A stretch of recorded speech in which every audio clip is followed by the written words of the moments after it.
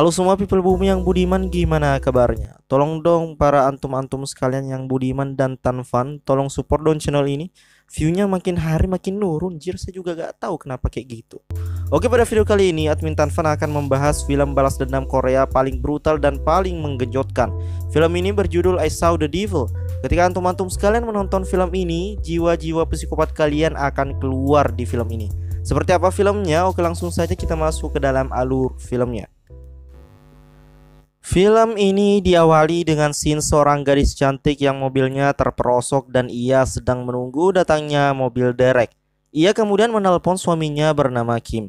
Dilihat dari penampilannya, si Kim ini terlihat seperti seonggok agen khusus, namun dari tampangnya yang selalu cool dan berwibawa di depan rekan-rekannya, Kim adalah seorang pria yang penyayang. Terbukti dari cara ia menelpon kekasihnya dan menyanyikan sebuah lagu sambil bersembunyi di WC. Dan ketika temannya datang, ia langsung kembali berlaga berwibawa. Kembali ke wanita tadi, kita sebut saja sebagai Rabasia. Mana ada orang Korea namanya Rabasia, anjir. Si Rabasia yang sedang menunggu mobil derek tiba-tiba dihampiri seorang pria dengan mobil minibus sekolah. Si pria kemudian menawarkan bantuan, namun Rabasia memilih untuk diam dan menutup pintu. Itu pun karena himbauan kekasihnya. Namun ternyata lelaki tersebut berniat jahat. Di tengah kegelapan, ia kemudian langsung menyerang Rabasia dan memukul kepalanya dengan palu sampai pingsan. BTW, sebetulnya saya cukup aneh sih dengan nama Rabasia ini, tapi oke, lanjutlah. Scene berpindah pada sebuah rumah jagal. Ternyata Rabasia belum mati. Ia terlihat dimasukkan ke dalam sebuah kantong mayat. Kemudian tukang jagal tersebut yang bernama Kyung Chul berniat memotong-motong si Rabasia ini. Namun si Rabasia kemudian memohon untuk tidak dibunuh karena ternyata ia sedang hamil. Namun karena si psikopat ini sudah gila, ia tak menggubris permohonan si Rabasia. Langsung saja ia dipenggal dan dipotong-potong. Anjir nih Kyung Chul bangsa. Namun ia tak melihat cincin kawin Rabasia yang terjatuh di sana. Scene kemudian berpindah di keesokan harinya. Terlihat seekor anak yang sedang bermain-main di bawah jembatan. Tiba-tiba yang menemukan kantong kresek hitam berisikan telinga manusia. Lalu ia memberitahu teman-temannya tentang hal itu. Polisi yang sudah mengetahuinya langsung bergerak ke TKP. Karena kasus hilangnya Rabasia juga sudah tersebar. Di tengah pencarian polisi, tiba-tiba salah seorang polisi menemukan sebongkah kepala yang berada di tengah sungai. Dan setelah dicek ternyata itu adalah kepala milik si Rabasia. Gegerlah sudah tempat itu dengan penemuan anggota tubuh tersebut. Lantas ayah Rabasia yang datang ke TKP pun tidak kuasa menahan tangis. Dan Kim pun yang datang ke TKP berharap sesuatu yang mengerikan tidak terjadi.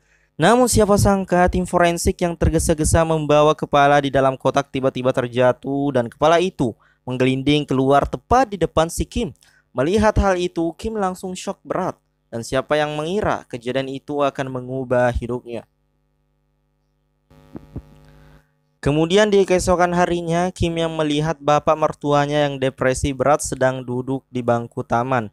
Ia menghampirinya dan bercerita tentang kesedihannya dan itu membuat Kim semakin mengutuk keras apa yang telah terjadi pada istrinya. Di hari pemakaman istrinya, Kim semakin terpuruk dan ia pun meminta izin kepada atasannya untuk beristirahat selama 2 minggu lamanya.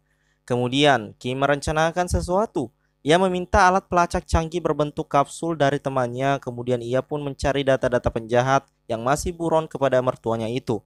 Lantas di malam hari ia beraksi mencari semua pelaku berdasarkan data-data yang ia punya. Diawali dari seorang pria buron yang sekia. Ia berada di sebuah kamar dan sedang asyik menonton film kuba-kuba. Kemudian Kim melancarkan serangan dan membekapnya. Ia kemudian memperlihatkan mobil istrinya yang waktu itu berada di TKP. Namun ia sama sekali tidak mengetahuinya. Kim pun akhirnya pergi. Tapi sebelum pergi, masa depan pria itu dipenyok dulu. Anjir, jadi ngilu saya. Akhirnya ia pun dibawa ke rumah sakit demi mencari informasi terkait siapa yang bunuh istrinya. Lalu Kim kembali mencari penjahat-penjahat yang masih berkeliaran. Ia menabrak seorang pria bermotor dan menghajarnya setelah sebelumnya Kim mencocokkan wajah pria tersebut dengan foto buronan.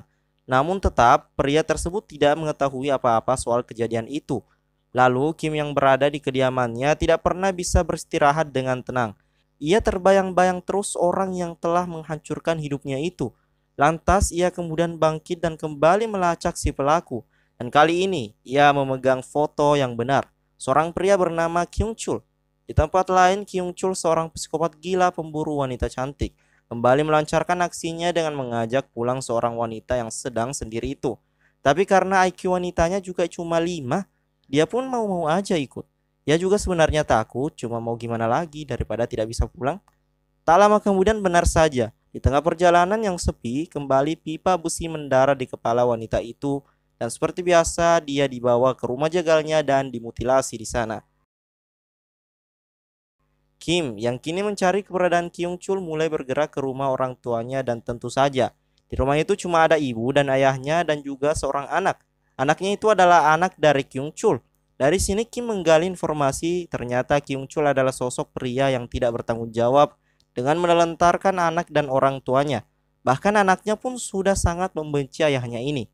Singkat cerita, Kim menemukan kediaman dari Kyung Chul, sebuah rumah yang berantakan. Ia kemudian masuk dan menemukan benda-benda milik wanita seperti celana dalam, BH, dan tas-tas wanita. Dan dari sini Kim mulai yakin bahwa Kyung Chul adalah orang tersebut. Lantas ia pergi ke belakang rumah dan menemukan tempat jagalnya. Ia kemudian tanpa sengaja menemukan cincin istrinya yang dulu terjatuh ke selokan.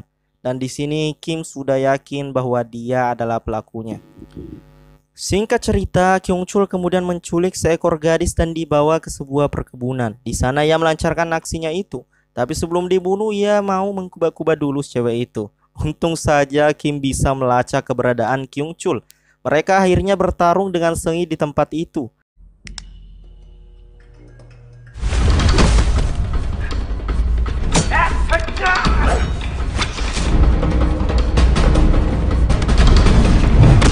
Kim yang seorang agen LPG, agen rahasia, mampu bertarung dengan baik ketimbang psikopat gila itu. Kemudian, Kim yang akan membunuhnya tiba-tiba mampu menahan diri. Ia kemudian memasukkan pelacak ke dalam mulut Kyung Chul yang sedang pingsan, dan dia pun mematahkan tangannya dan melepaskan Kyung Chul dengan luka dan juga uang cash di tangannya. Lah, kok dikasih uang? Nanti kalian akan tahu sendiri. Oke lanjut, Kyung Chul yang sudah sadar kemudian tertawa dengan apa yang sudah terjadi sampai-sampai ia dikasih uang juga. Dengan tangan dan muka yang bonyok ia berjalan dan menumpang pada sebuah taksi yang kebetulan melintas. Dan ternyata di dalam taksi itu adalah seorang perampok. Si perampok hendak merampok Kyung Chul. Namun mungkin Pak Sutradara masih memberikannya kehidupan. Akhirnya si Kyung Chul lah yang berhasil membunuh dua orang perampok itu. Kim yang tadi sudah menanamkan pelacak ke Kyung Chul terus memantau keberadaannya. Ia juga mengetahui bahwa Kyung Chul menghabisi dua perampok tadi. Kyung Chul yang merampas mobil itu kemudian sampai ke klinik untuk mengobati tangannya itu. Namun dokter yang mengobatinya pun malah diintimidasi olehnya. Si bejat kemudian melihat suster cantik di sana. Ia pun tertarik dengan suster itu dan menggodanya. Emang bangsat nih psikopat. Ia kemudian melakukan tindakan kuba-kuba terhadap suster cantik itu dan Kim yang memantaunya kembali datang dan menghajar Kyung Chul. Setelah dihajar habis-habisan, Kim kemudian memotong tendon Achillesnya sampai putus. Anjir, ngilu banget. Lantas ia meminta suster untuk mengobati sedikit Kyung Chul dan kembali melepaskannya. Kyung Chul yang masih heran dengan kelakuan Kim semakin frustasi. Dan dengan kaki dan tangan yang seperti itu, Kyung masih sempat mau membegal orang.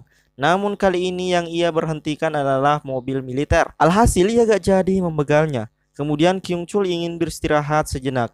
Ia kemudian pergi ke sebuah mansion. Di sana ternyata adalah markas dari Kim Chul beserta komplotannya yang terdiri dari satu orang laki-laki yang gemar memakan daging manusia serta seorang wanita. Ternyata di sana mereka membahas tentang tujuan mereka di masa lalu. Ternyata Kyung Chul pernah mempunyai sebuah keinginan untuk membuat sebuah organisasi mafia. Di sini juga terjawab kenapa Kyung Chul selalu memutilasi para korbannya. Karena dagingnya disimpan di mansion itu untuk bahan makanan si lelaki kanibal itu. Singkat cerita, percakapan Kyung Chul didengar oleh Kim melalui alat pelacak itu.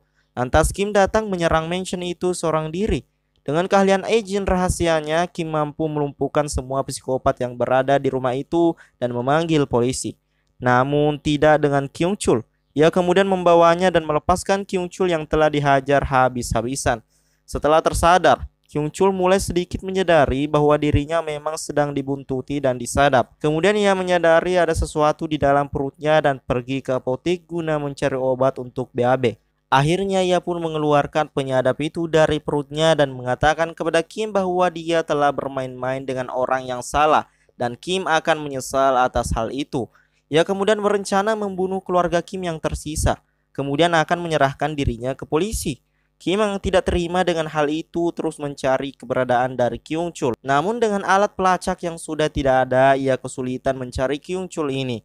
Dan benar saja Kyung Chul membantai habis anggota keluarga Kim yang tersisa, dimulai dari mertuanya dan juga kakak iparnya. Kemudian Kyung Chul yang sudah melancarkan aksinya itu kemudian mengatakan bahwa Kim tidak mampu mengalahkannya dan akan menyesal karena tidak membunuhnya lebih awal. Namun ketika Kyung Chul telah turun dari mobil dan menyerahkan dirinya ke polisi, Kim berhasil membawa kembali Kyung Chul ke sebuah rumah jagal miliknya sendiri. Di sana Kim menceritakan dengan sedih istrinya yang telah ia bunuh itu. Kyung Chul kemudian diikat dan dikaitkan dengan sebuah pintu yang terhubung dengan pisau jagal yang sewaktu-waktu akan memotong kepalanya jika ada orang yang membukakan pintu itu. Dan alhasil sungguh ironis sekali nasib Kyung Chul ini. Secara kebetulan keluarga Kyung Chul datang untuk menemuinya. Alhasil pintu pun terbuka yang membuat kepala Kyung Chul terpotong dan menggelinding di depan anak dan orang tuanya. Dan setelah itu semua terjadi, Kim akhirnya menangis dan menyadari pembalasan dendam yang ia lakukan tidak akan membuat istrinya kembali hidup dan film pun selesai. Jadi kesimpulan yang diambil di film ini adalah janganlah jadi psikopat, nanti kepalamu terpotong. Saya Bintan Fan pamit undur diri dan terima kasih. Kok tolong kasih dicoy hihihi.